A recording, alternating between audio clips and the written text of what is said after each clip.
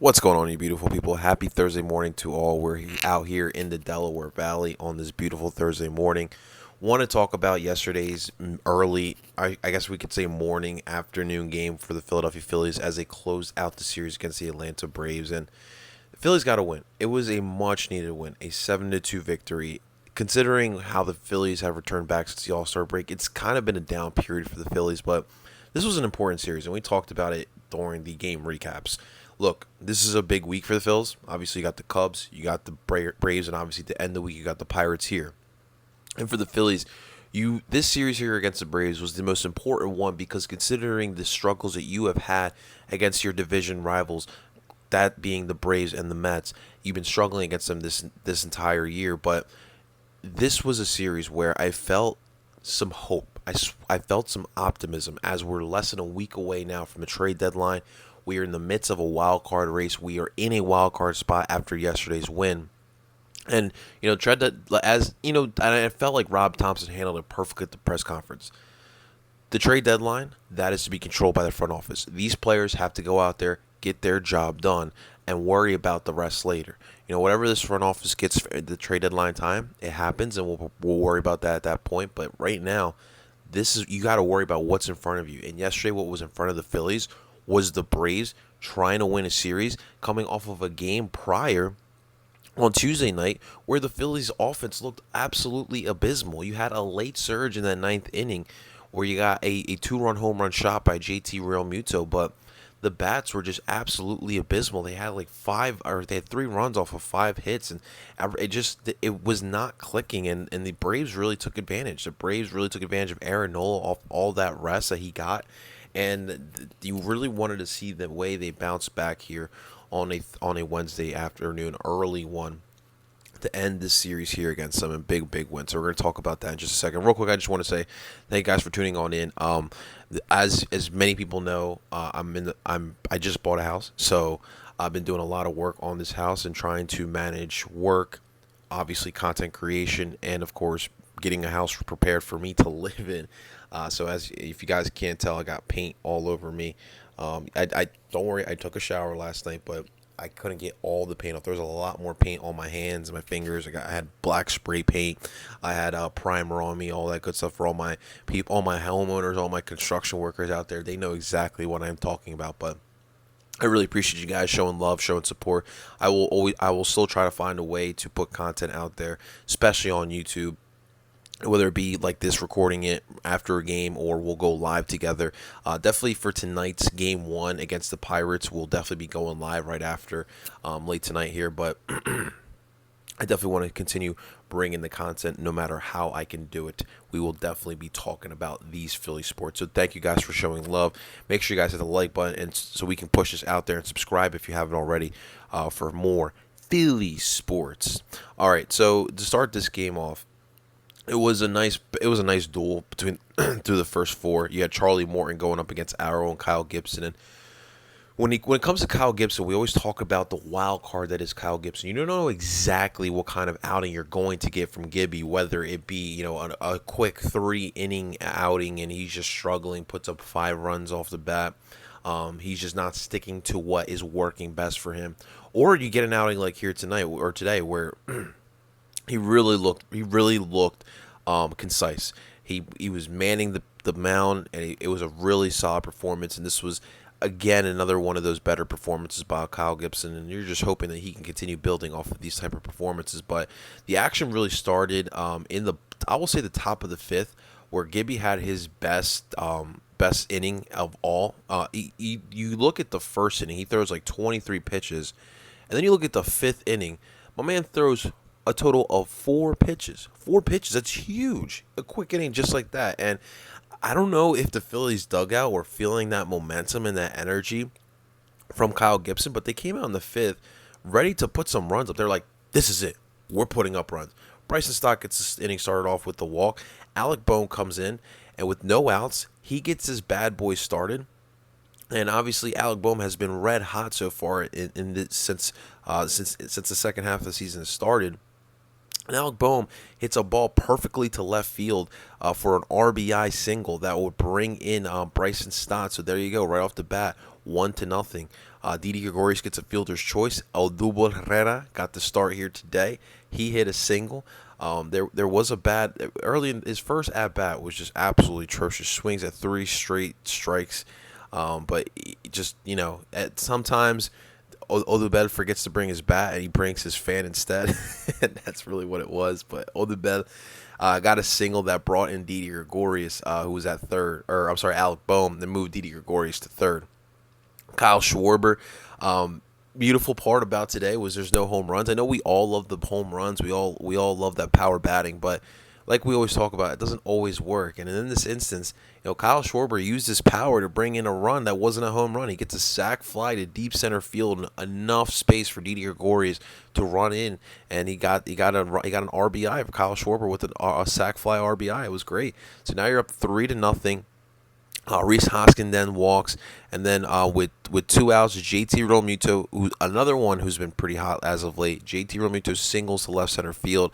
That would bring in Rhys Hoskins, and then Derek Hall would ground out. But fifth inning, something in this series that we have been talking about has been the struggles of the bats. I mean, even in game one, you win like a 4-3 game, but the Phillies put up 5 runs in that inning. And it's the way they did it. It wasn't like a grand slam home run. It wasn't a couple solo shot home runs. It was guys hitting to get hits, as we always talk about. Hit to hit, don't always hit for runs, but hit to get the hit. And so you got, Bryson Stott working the pitch count, getting on base through a walk. Alec Bohm knowing that no outs, just need to bring in just need to advance Bryson Stott. Hits a ball perfectly that gives enough room for Bryson Stott to run from second to first, second to home. I'm sorry, and then of course, it was just great situational baseball. You had stolen bases, guys just getting hits. Kyle Schwarber using his power for a sac fly, and that inning was really the story of the game. The Phillies would tack on 2 more in the bottom of I should say the Braves answered back in the top of the 6th with the Matt Olson 2-run home run. Matt Olson, man, he is already filling Freddie Freeman's shoes perfectly, being the Philly killer, that Braves first baseman being the Philly killer, and he's already got like 5 home runs in Citizens Bank Park, and he's only played 2. That was his second series in Citizens Bank Park. He's already making himself comfortable against the Phillies, but the Phillies did a great job of bouncing back because one thing we've talked about throughout the season is the complacency, always tacking on more runs, especially when the Braves gave an answer. The Phillies put their exclamation point as you can start this inning off with a Nick Castellanos double. Are you kidding me? Nicky C got a double, but that's when he started off, and Alec Bohm as well got a double 2 batters later that would bring in Nick Castellanos. Didi Gregorius actually contributed with the sac fly that brought him Alec Bohm. And the Phillies, really, that was all that was needed. A couple innings of some bullpen throwing, but Andrew Bellotti would close this game out, and the Phillies found a way to get the job done, winning this bad boy 7-2. This was a big one, guys. Like I said, yesterday was pretty deflating the way they kind of lost, the lack of offense. Aaron Nola, obviously has had a pretty solid season. To go out the way he did was definitely a little bit disappointing. But in this one, if we're going to continue with the pitching narrative, I mean, Kyle Gibson had another solid outing. Through 96 pitches, he went 6 innings deep, 4 hits allowed, 2 earned.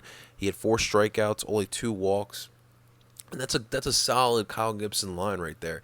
You're definitely going to take that. And he had conviction, and he had that confidence. He had that eye of the tiger, that look. You guys know, if you watch the Phillies day in and day out, you know that face I'm talking about with Kyle Gibson, and he absolutely had that. And that was a big boost and a big help for this baseball team. You definitely were going to need that. And then, of course, Brogdon and Bellotti did a good job of themselves, not providing any more runs for the Atlanta Braves. Bellotti looking more comfortable. Brad Hand, that left arm is definitely it's a wild card, and it definitely freaks me out sometimes.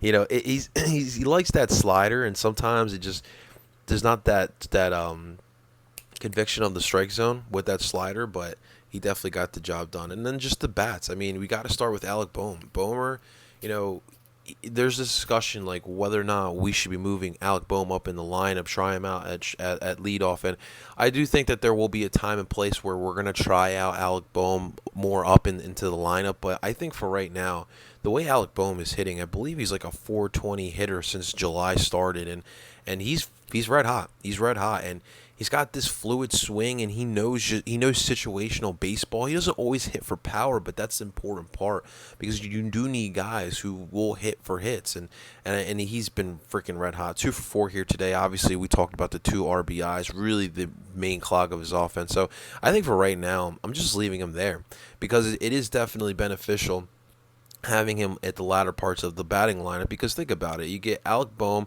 You don't ever know what you're going to get from Didi Gregorius. He got a sack RBI here today, which was great. And then, of course, to give Matty V some rest, you gave Odubel Herrera to start. And, Odubel is another wild card in his own right. I mean, he did get an RBI here today as well. But then you get back to the top of the lineup right after that. You go Schwartz, Hoskins, Realmuto. And who knows what you're going to get out of those guys. So I think to me, Alec Bohm staying at the bottom part of the lineup, I think that is really what's the best move at the moment right now. Obviously, you're going to have Gene Segura coming back sometime next week or in a week and a half, and so that'll change some things up. I would expect Didi Gregorius to be out of the lineup at least for some games, and so that definitely brings an interesting thought and an interesting topic for the Phillies going forward with Gene Segura coming back. JT Realmuto had another good one, and JT Realmuto really has been revving up his play. A couple weeks ago, I was in the ballpark that, look, if we're trying to get a good return back, I am not opposed of trading JT Realmuto for a platoon catcher and a really good pitcher because JT Realmuto has a lot of value, but he's playing himself into a role where like he's untouchable. He really is, and he's been a big part of this offense as well. I mean, we already know what he is defensively as one of the best, if not the best catcher in baseball. Don't try. It's funny how people still try to steal second base on him. It really is, but there was no way of doing that. The bats in general were just a lot better. I mean, we talked about last night. You only were able to get one runner in the scoring position on Wednesday afternoon. You were able to get 4 runners in scoring position, 4 for 8 in runners in scoring position. You were able to convert 4 times, and I thought that was absolutely great. And that's really what you wanted to see. You had 2 doubles, you had 2 doubles here today as well. That was really big. Getting those extra bases, getting those stolen bases. They had a couple of stolen bases as well. It's the little things. It's the little things. It's what makes the Braves so good, and just seeing the Phillies beating the Braves at their own game. I mean, to me it was definitely very refreshing to see. So for the Phillies, this was definitely a great series win and much needed series win considering the sweep that was against the Chicago Cubs. And that's why I always say, like, and I'm watching the on YouTube the replay of the post-game show from yesterday from NBC Sports with Ricky Bowe and Michael Barkan. And in the comment section, the top comment was, "I'm still upset over the Cubs sweep." Guys, this is baseball. All right, this is a sport it's like a marathon. It's a legit a marathon. You have 162 games. You're playing teams 2, 3, 4 times in throughout the week consecutively. So there are going to be those growing pains. It sucks getting swept by the Cubs, but you know what? After getting swept by the Cubs, the one thing you wanted to see is them bounce back and get a series win against the Atlanta Braves, a team that they've been struggling with and are in their own division. That to me is a win right there. This is going to be a tough week. You got the Pirates going up the end, who has been struggling. But listen, we talked about it. How will the Phillies respond after a big series win? This is something that the Phillies have been struggling with for the past couple of years. I don't need to bring up the Rocky series. I don't need to bring up the Diamondback series, the Pirates series from last year. So this series is going to be important. We know the Phillies can play with the best of them, but when it comes to the weaker teams, they have those letdowns. So we'll see how they respond. But definitely a good one here for the Philadelphia Phillies beating the Braves. Oh my God, I love seeing it. Absolutely love seeing it. On a hot one. Shouts to everyone who was out in the game because that was a hot one. All right, so game 1 tonight in PNC Park. Shouts to all the Phillies fans traveling to Pittsburgh as well. We got Zach Wheeler on the mound going up against Zach Thompson. Thompson this season is 3-7 with a 4.64 ERA, and he's got 51 Ks. So this should be outing for Wheels to bounce back. Obviously, not the best outing last Saturday against the Cubbies. So we'll see how the Phillies bounce back. Started off in this game, right? Started off on the good note. Too many times they play from behind. You saw what happens when they play ahead on Wednesday afternoon. You get a 5-0 lead in the bottom of the fifth inning. That's what we need to see some more of. Getting that lead early and taking care of business. But we'll see what happens. We'll be back live tonight for the Phillies game recap as we'll break down game 1 against the Pirates. Thank you so much for tuning on in, guys. I really appreciate it. Make sure you guys hit the like button, subscribe. Of course, subscribe to Owen Philly Sports if you want to listen to this in podcast form. Until next time, I go by the name of Parcero Philly. You guys enjoy the rest of your day. Go Phils!